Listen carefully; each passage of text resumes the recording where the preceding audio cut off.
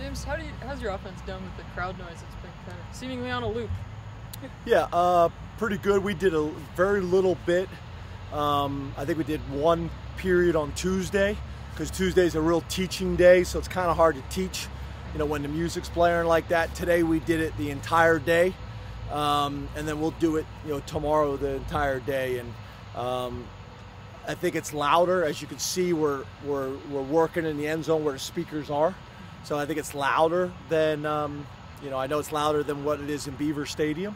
So just trying to get our guys as prepared as possible, playing the same type of music, all those types of things, crowd noise, whatever it may be. So I thought we handled it pretty well, but we've also done it from the beginning of camp. We didn't wait. We've been doing this since the beginning of camp. I think I told you guys before that, I learned my lesson as an offensive coordinator years ago when I waited to the week of to work it, and that didn't go over very well. What's that decibel level? You talked about it on your call-in show. I think it typically, when the music is playing, it's around 97, 98. But when it's just the crowd noise, I think it gets up to 105. For whatever reason, the crowd noise is higher. Are there issues with the township or anything noise-wise that you have to worry about with that? Do you live in the township, and I don't do you really not care. like it? No. Is this like a favor to your neighbors? I could imagine living in my neighborhood, people would. To be honest with you, I've never heard anything about it. At Vanderbilt, we were right in the middle of a neighborhood. It was a little bit more of an issue. I know. Coach Moorhead told me a story when he was at Fordham. Their practice fields butted right up to classrooms, and a professor came out on the field. And I guess Joe told him, "I don't tell you how to run your classroom. You don't tell me how to run mine." As you can imagine, that probably went over really well. I probably won't try that tactic. But no, we haven't heard anything, and I think you guys know, pretty much everybody around here understands, what we have to get prepared for. People are very supportive. The other thing is, fortunately, we're on this side of campus, and we're fairly far away from most of the classrooms and most of the students, to be honest with you. Even the dorms, we're not near. So I think that's an advantageous setup for us as well. But no, after watching this video now, you'll probably encourage someone to do that. Do you get much feedback from the players of how much that helps them practicing with the sound?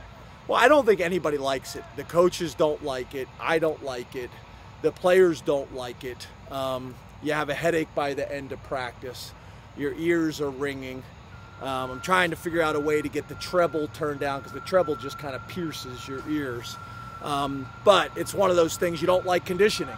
You don't like morning workouts, but all these things are important for us to be prepared and be ready to go into these venues. And I've been in pretty good venues in my career, and it can be challenging. Whether you're in a dome, can be challenging. Whether you're in, SEC stadiums, Big Ten stadiums. I've been in enough of them, that I think we know what we have to do to be prepared for it. Trace was telling us earlier today that he felt the execution yesterday was really. You've been working out. A little bit, yeah. Yeah, it's been pretty good. Thanks, guy. Yeah. He felt it was good for a Tuesday practice, and he thought it was attributed to the film study a lot of the guys have been doing. Did you feel the same about yesterday's practice? How was today, and what would you attribute it to? I think it's a couple things. I think we're an older team as part of it. I think the other thing is, now for 2 years, the players are getting together on their own. On Mondays, our day off, and watching film and talking ball and watching tape and probably laughing and telling stories or whatever, but they're taking some initiative to get a head start. So now when we install things and we're talking about what they do defensively, they already got a little bit of a feel for it, because they've watched it together and discussed some things. I think that helps. I think it's probably a combination of those two things more than anything. It's just more of a mature team, and then players taking some initiative on their own on Monday on the day off. So, and then I think probably, you're getting to, week 3, week 4, week 5 in the season, they kind of start to get a feel for the routine, and I think that helps too. When you think about teams that don't beat themselves, what does that mean? Yeah, it's penalties, giving away yards and penalties. Although if you really look at the statistics, penalties aren't overly significant. I think, turnovers is probably the biggest thing when you think about not beating yourself.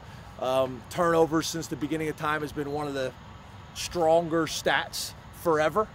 I would say that's probably the biggest two is turnovers, number one. The other one is penalties. And then the last thing is just execution. So when you grade the tape, how many missed assignments did you have when you didn't execute the play correctly? And then on film, the play had no chance to be successful because of your own errors, not anything that the defense did. So that would be the other one. That's one of those that, fans, media watching the game, you wouldn't know that until the film is graded.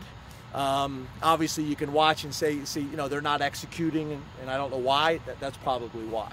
So that would probably be the other factor. And how much is it different from a coaching perspective now when you can just focus on execution and maybe be in a situation where you can't overcome the mistakes that maybe you couldn't overcome? Well, I think early on when you take over a program, I think that's, and again, it depends on the type of program you're taking over, but I think that's one of the first things that you have to do is teach the players how to not lose. These are the things that are going to lose games for you. And before we start learning how to win, we got to stop doing these things. Then after you get to that point, then it's now, hey, let's start attacking the defense. Let's start doing all those types of things. And then fortunately, I think over time that just becomes part of your culture. We don't hurt ourselves. We don't have penalties. We don't have turnovers. We don't do selfish things like getting a fight during a game, things like that. That just kind of becomes a part of who you are. You can't ever take it for granted. You got to be instilling that in practice from day one. When you see those behaviors pop up, that you address them. But you're exactly right. The sooner you can get to the point where you're spending your time focused on attacking the defense or our defense attacking the offense and trying to game plan and scheme to gain an advantage, it's really helpful. There's been a lot more James Franklin sightings downtown or on campus than when you first got here. Is that by design, or you feel more comfortable that you can get out of the office sometimes? Did you buy someone Jamba Juice today in the hub? Yeah, I heard that. See, you know what? Thanks, Mike. I don't think it's really different. I think I've said this to you guys before. I think a couple of you guys I've gone to lunch with. My thing was, from day one, I wanted to be out more so that it became kind of more natural, that would allow me to be out and it's not a big deal. Because I don't know if that's how it was. I think you even mentioned maybe, the last 10 years of Coach's career. I've been doing it since I've been here. I usually try to get out of the office. I'm a huge farmers market guy. I love farmers markets. Me and my daughters go to farmers markets every Thursday and Saturday in the summer. We go buy fresh produce or art or music. We come back to the house, we play music, we slice up the tomatoes, whatever it may be. Here, I go to the one downtown on Tuesdays and Fridays. I think it's Tuesdays and Fridays. Right, sure. Yeah. And I usually get the fresh lunch. They either have a barbecue there or they have some Mexican place. I usually try to take a different staff member with me every single day. Me and Will Flaherty, our player development guy, go on a walk typically on Sundays and Mondays. I'm really proud of Will. He's lost 33 pounds since this summer. But yeah, I try to get out as much as I possibly can because I think it's healthy to get out of the office for a little bit. And then I've had a routine since, I think, Chris, since I've been here, is Tuesday after the press conference, I try to pick up students and drive them to the hub or in that direction. And then I go and get an old man green smoothie that's kale. And then whoever's in line behind me, I buy them as well. But I think I've done that since year one. Just people are probably a little happier to see me now than they used to. Time for two more. So James, I guess last year, and we've talked about this, Iowa played some really good teams pretty tough last year. I mean, they beat Michigan, they played Wisconsin tough. The teams that get behind, power run game and establish that. But the spread teams kind of beat them pretty bad. You guys in Florida. What do you attribute that to when after watching the film? Tremendous respect for Iowa and their program and their head coach. I mean, the consistency that they've been able to play with for the long haul is impressive. I'm excited about going there. It's one of the venues that I've always heard about, even recruiting against them when I was an assistant. You know, they don't have an NFL team. They're their NFL team. It's a big deal, and you better be ready to play. Hard-nosed, blue-collar, all those types of things. That's how I'm comfortable answering the question. It probably is not exactly how you wanted me to answer it, but that's how I'm comfortable answering. Coach, we got a good look at a lot of them. You have to look at Miles Sanders and obviously Ryan Barkley on the inside. But what do you see out of those guys? Obviously, they're called upon and they take the rock more often. How do you evaluate their performance? We look at all those guys as starters. You know, those guys are in a challenging, tough situation because they're good enough to start for us and win for us. But we have, you know, maybe one of the better football players on the planet. You know, so, you know, for them, there's a real positive that they're able to watch someone and learn from someone. And then what we tell those guys all the time is when you get an opportunity, you got to maximize that opportunity. So when you go in, you got to do something with it. And I think Coach Huff has done a really good job of creating a culture in that room. And I think Saquon's been a big part of that as well.